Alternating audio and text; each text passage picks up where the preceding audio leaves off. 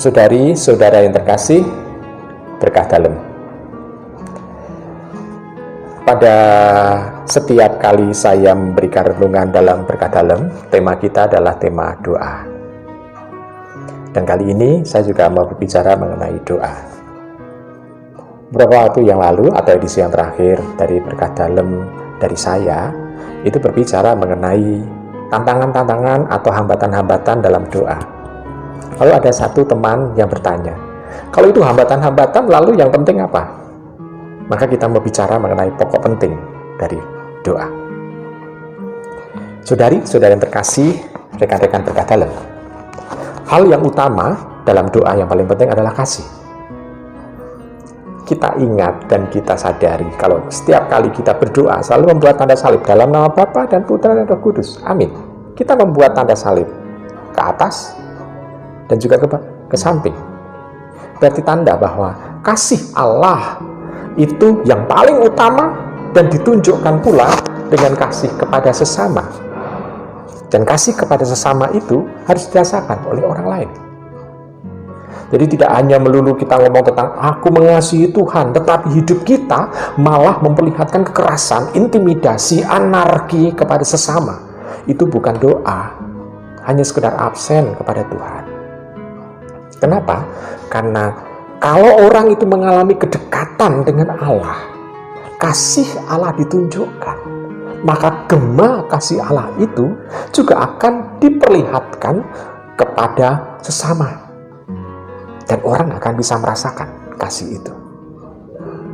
Rekan-rekan berkah dalam yang terkasih, selain itu juga yang kedua adalah tentang iman.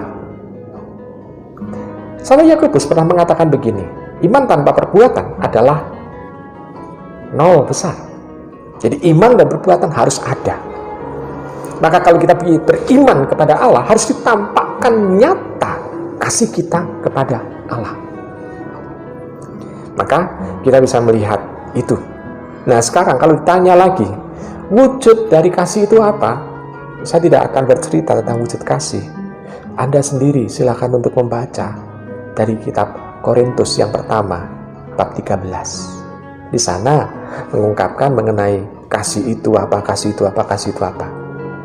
Saya tidak akan omong panjang lebar mengenai itu.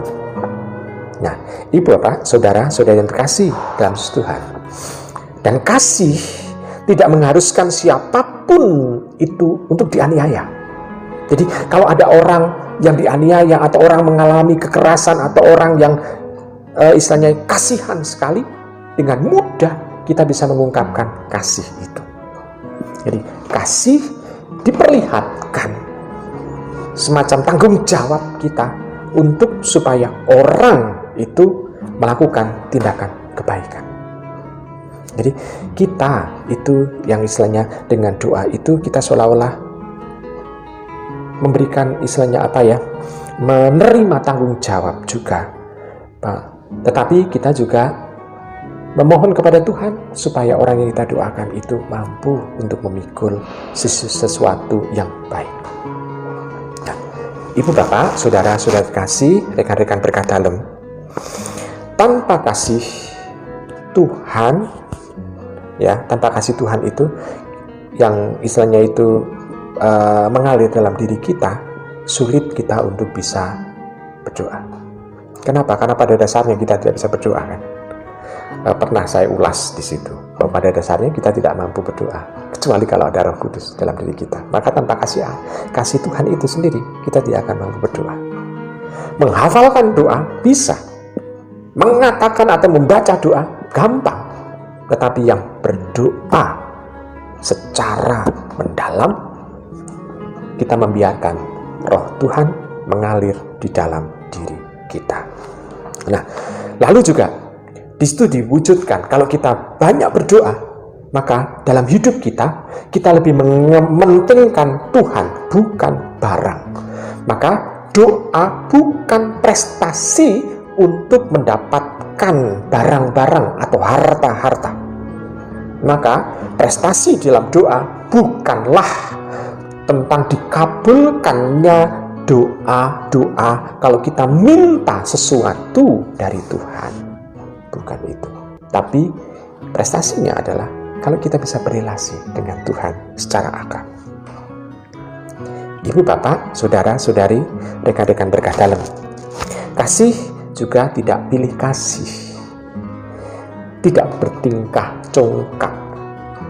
Artinya apa? Kalau kita berdoa, kita tidak melakukan kesombongan diri. Wah, aku sudah berdoa hari ini. Saya sudah lebih dari 3 kali berdoa. Bukan itu. Tetapi kita bisa melihat dengan kita banyak berdoa, kita bisa menghargai orang lain. Perbedaan orang lain juga bisa kita hormati.